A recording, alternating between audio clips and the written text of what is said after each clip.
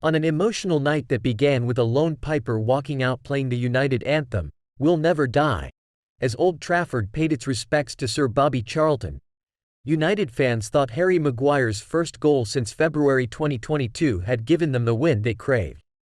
But with the allotted 4 minutes of added time played, Scott McTominay conceded a penalty by swinging a high boot dangerously near Mohamed Elyounoussi's face. But Onana, who has come in for criticism since his £47 million summer move from Inter Milan, turned Jordan Larsson's effort wide with what turned out to be the very last action of the game. The victory breathed new life into a Champions League campaign that had started with successive defeats for Erik ten Hag's side. It was another night when United's overall performance would not stand up to much scrutiny, but, as on Saturday, the manner of the victory was secondary to the eventual outcome given the enormous legacy of the man they were trying to honor. The two players that secured the precious win for the home side are men who have endured a torrid time recently. Maguire would have been sold in the summer had he accepted the chance to link up with David Moyes at West Ham United, while many have questioned Ten Hag's wisdom in replacing David De Gea with Onana.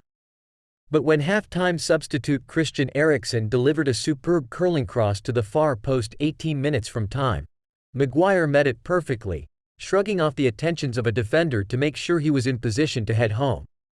It was a moment to savor for the 30-year-old, who lost the United captaincy in the summer and at one point seemed to be Ten Hag's fifth-choice central defender, behind even left-back Luke Shaw.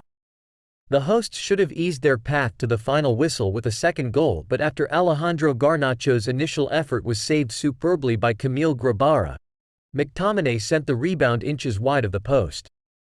Skipper Bruno Fernandes also had a shot deflected wide in a pulsating finish, but it seemed United would take the points anyway.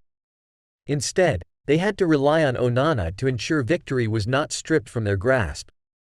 The charismatic Cameroon goalkeeper's save will allow United to look ahead to the return meeting in Denmark 2 weeks from now, knowing victory will almost certainly take them into second spot behind Bayern Munich in Group A. Repeated chants of "One Bobby Charlton" and the volume of fans who gathered at the Holy Trinity statue outside Old Trafford to look at the floral tributes underlined that while most had never seen him play, they are fully aware of the former United skipper's role in creating the modern-day United. The problem at present is the current side is a shadow of what has gone before. Ten Hag is trying to build something, but there is none of the verve of the Ajax side he took to within seconds of reaching a Champions League final. The first half really was poor, and towards the end of the opening period came a passage of play that summed United's effort during those 45 minutes. Having forced a throw in a promising position, United ended up playing the ball back to Onana as, evidently, there was no option offered going forward that invited a pass.